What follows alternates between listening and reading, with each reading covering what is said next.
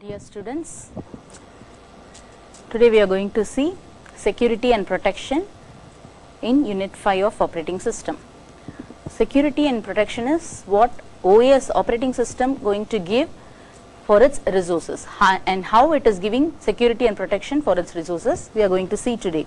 And what are the threats which has been given to OS and how it is handling the intrusion detection and how the encryption has been effectively used. So, everything we are going to see in security and protection of operating system today.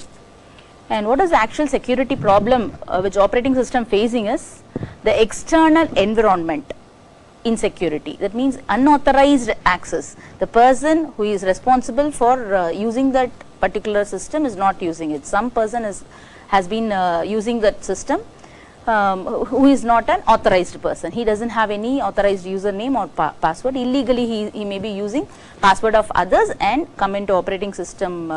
They can even change the operating system environment also. So, that is why the security is needed. And they can do, the intruders or unauthorized access can do some malicious modification or destruction. If some of the system or boot program has been changed, the OS will not work properly. So, the unauthorized users may be destroying boot program, or they may do some unwanted programming instructions that will be included in the bootstrap program.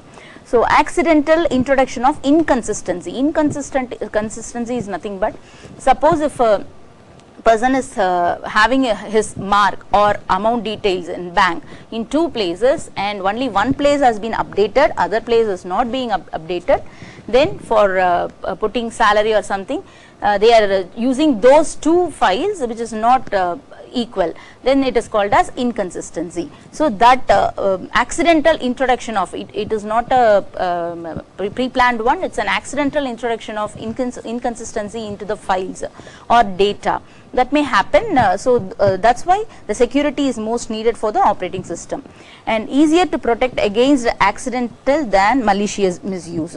So many hackers are available today. So, they can even though you use any software or any code for protecting them, they will use the code which is most powerful to come into your system. So, it is not very easier to stop them, but it is very easier to protect against accidental values. That means the inconsistency can be checked. So, in database you have a concept like primary key and secondary key. So, the secondary key data's main values will be in primary key table, and the secondary key table values cannot be deleted without deleting the primary key, or the primary key data cannot be done with any updation without changing secondary key data table. So, it will automatically show that there is some inconsistency. So, likewise the accidental inconsistency change can be reduced, or it can be eradicated, but the malicious misuse will be every day increasing. So, you have to create every time an antivirus needs to be created for every virus which has been spread for a single minute.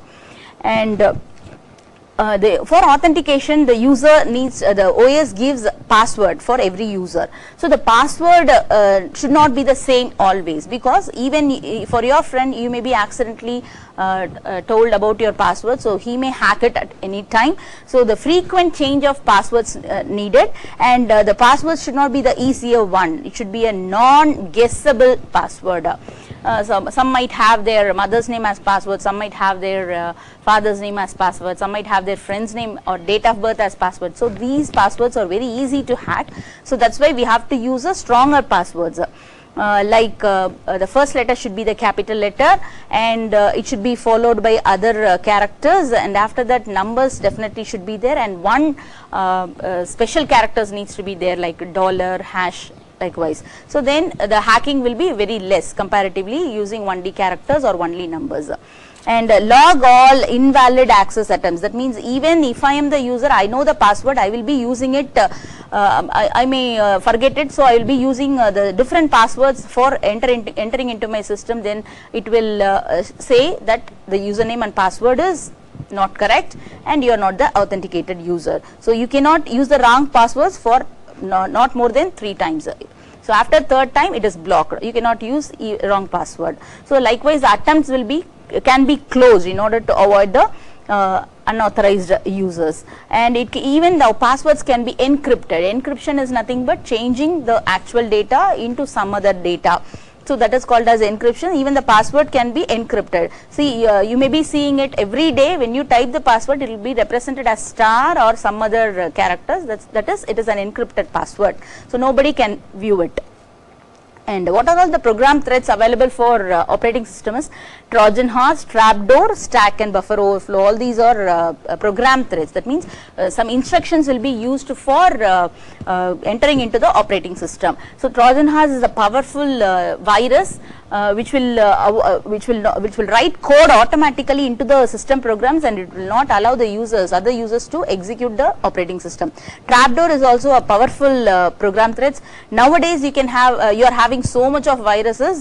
So these are the viruses which we are seeing it for a longer period of time, and the identifier or password will be changed automatically by this trapdoor. Even it could change a compiler. The compiler will not work for your programs, or some bug programs will be inserted into your stack or buffer. So your process will not be properly executed. So automatically OS performance gets deteriorated. So likewise, many number of threat is possible when we are using operating system by unauthorized users. So what are the system threats? So system threats are nothing but worms. So standalone programs will be automatically infected into your computer system. So with that, your operating system performance can be made deteriorated, like viruses and internet worms. If the person is using more internet, then worms are possible, or phishing attack is possible for his mail. Some send mail program will be changed, the coding of send mail program will be changed so that they cannot be able to send mail, or the mails of them can be hacked by the phishing attack. So likewise, everything happens if any internet worm has been infected into the system. And sometimes denial of service, even you are an authorized person, even you have a proper username and password, you will not be allowed into the system because of virus. So the virus will block the user to enter into the system. Right. So this is the Morris. Morris is one of the internet worm. It's a grappling hook. Grappling hook is the first program, bootstrap program, which will run when you run your system. So the grappling hook program itself, the coding inside the grappling hook will be changed. So the program itself, it will ask the system, or it will connect to the system which is infected, and the worm will be sent to the targeted system. Wherever the grappling hook is changed its code, for that system the worm will be sent. And some attacks can be made, like finger attack, send mail attack can be made. Send mail is nothing but you are giving opportunity for the user to send mail from your system to another system. So there is a program for that. That instruction will be changed, and that will not allow a proper information passage through mail. So some people will be getting unwanted information because of this send mail attack. And only the grappling hook program will request the worm, and the worm will be infected to the target system. So likewise, the internet worm will spread from one system to another system without knowing of the user. The user will not know the system has got worm attack. If it has some antivirus software, it can identify that. Otherwise, it will not be able to do that. And the threat monitoring, what OS steps it will take to monitor the threats, whether it has come to its system or not, or periodically it will check. So it is going to check the suspicious patterns of activity. Patterns of activity is if he is a authorized user, he will put a wrong password only for one time or two time, but for the considerable amount of time, or the continuous amount of time, a wrong password has been given to the system, means the system will identify that some unauthorized users has entered into the system. So it will check the pattern of activity. If any of the pattern gets changed, it will identify that, or else it will use audit log. So it will maintain auditing details, like who has entered into the system, how much time they have used the system, and what all the resources has been accessed by the user. So everything it will maintain. If any of the thing is violated, suppose a user has been given a read write permission for a file, and if he is executing the file, means he has changed the permission of the file automatically. So he is a unauthorized user. It will be identified by the operating system, and it will scan the system periodically. Every time it will scan the system, and it will find some holes wherever space is available, or whatever changes has been done to the system. It will check that patterns and it will identify whether it has affected by the viruses or not. And it also uses some techniques for monitoring the threads. So short or easy to guess passwords should not be there. If you keep any password less than 8 characters, it will show you a message. The password should not be less than 8 characters. This is because of giving security to the system. And unauthorized user programs, UID is user ID that will be set automatically by the operating system. So that if any user ID is, that means any application has been downloaded without the knowledge of the user, so the user ID will be set for the system. So the unauthorized set user ID programs will be checked by the operating system periodically, and similarly directories will be checked, running process will be checked, and if any process is running for a longer time, it will check whether it has any process to run like that. If it not, it will say it is a virus. And improper protection, it will check for all the files whether the protections or the access rights has been given properly, and any improper protection was there, it will identify that it is a virus and it will take following measures.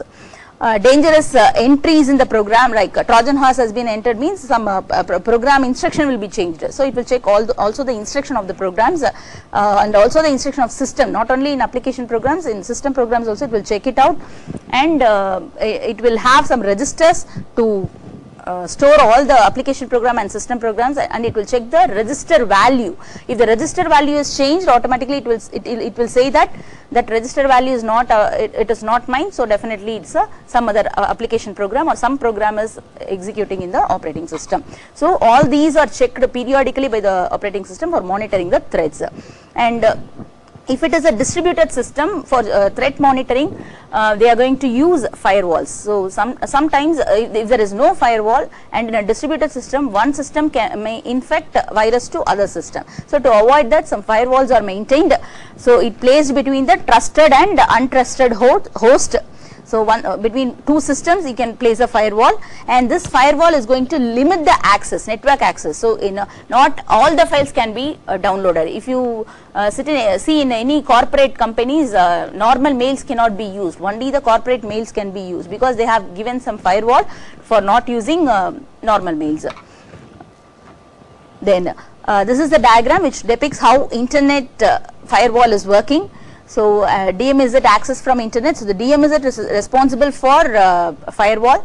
Any company computers over there, if they access any internet, if they want any internet, the firewall, it will reach the internet through firewall only. The firewall is given by the DMZ. If it approves there is no any virus available or any threats available in the content which they have asked, through firewall only they will get the information. The company computers will get the information. Then intrusion detection. This is also another threat for the computer system. Any unauthorized person entering into the system, they are attempting to entering into the system itself. Some operating system will block it. If it cannot block it, it will allow it to enter, and then it will eradicate it. And for detecting, it will use the auditing and logging methods. So patterns will be checked, and auditing informations will be checked periodically. Any changes has been made, and it also uses a software. In Unix, a software will be used called Tripwire, and it checks all the files and directories periodically for any change of passwords or something. And encryption. So encryption is made only when the information needs to be clearly blocked for the intruders. So what we need to do is the clear text, the plain text will be converted to a cipher text. So cipher text is nothing but it is not a readable one. The user cannot understandable one. The user cannot understand it. So the clear text will be converted to a cipher text, and encryption technique you can use is it should be useful for the user. The encrypted data needs to be properly decrypted also, and the encryption schemes, it uses some algorithm for both encryption and decryption, and it will use some keys like private key and public key. And it is once a clear text is converted into cipher text, encrypted, that means no intruder will be allowed. Only the intruders will not be able to know the key what is created by the encryption methods. So no intruders can come inside the text or change any of the text. And data encryption standard is there. So according to the data encryption standard, the authorized users are allowed to access the informations.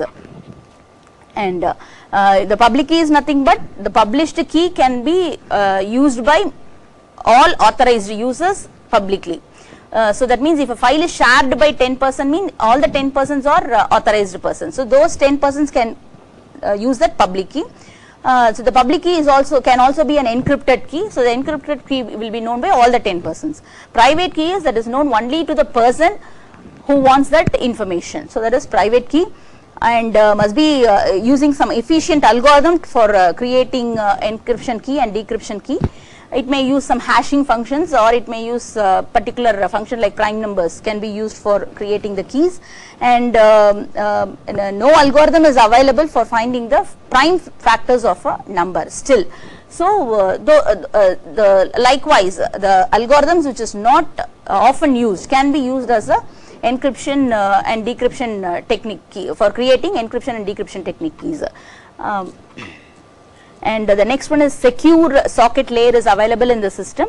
So this will check, that means every documents will be, or every files will be given a certificate, and every time SSL will check, secure socket layer will check the certificate for proper communication between the client and server.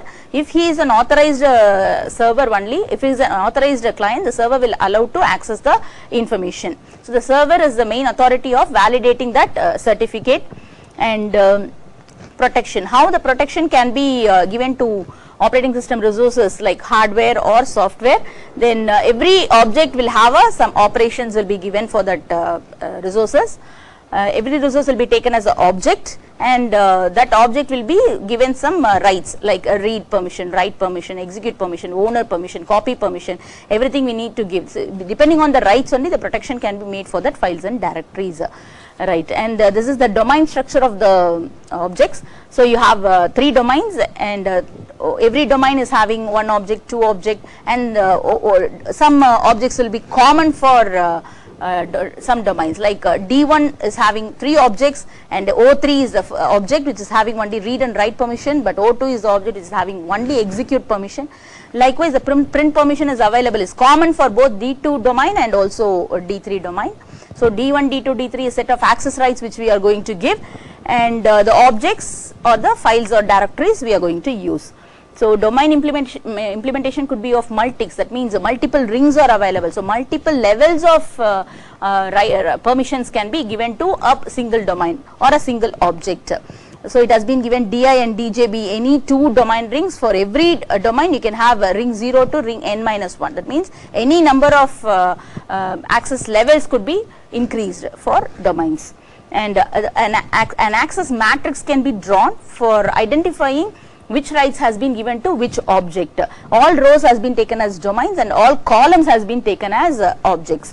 So if any access I comma j is given for an object, which means the object can have only that rights, right. So those objects can invoke only those operations or the rights which we have given. So this is the access matrix. You can see domain and object. So you have 4 domains and the objects. You have 3 files and 1 printer. So F1 in D1 and F1 cell you can see read. That means a read permission is given for the file F1 in the domain D1. If the file F1 is used in domain D4, then they can use 2 permissions like read and also write. Likewise the permissions will be given, and it is represented in access matrix in order to identify easily how the rights has been given. So it can also have, apart from read, write and execute permission, it can also have owner permission, copy permission, control permission and transfer permission.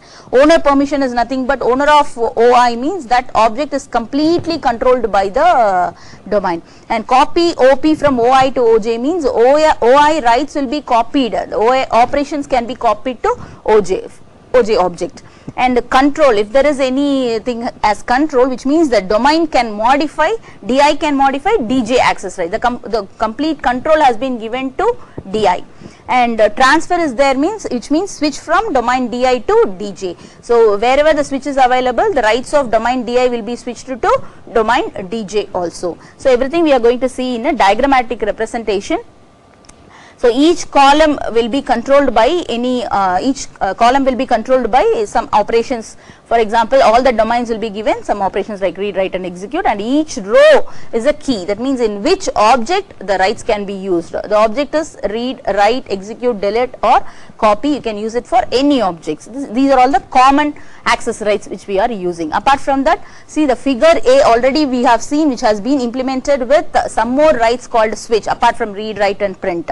So what is switches? The D2 rights can be switched to D1 also. So whatever D2 writes, it has a print write that can be used by D1 write. So likewise you can see switch in D3, so which means D2 writes can be switched to D3, likewise D3 writes can be switched to D3. So the writes can be switched or from one domain to another domain. And this access matrix will tell you the copy rights. That means the rights can be copied. For example, no need to give switch. Instead, I can directly give a star representation before above the rights, like read star, write star.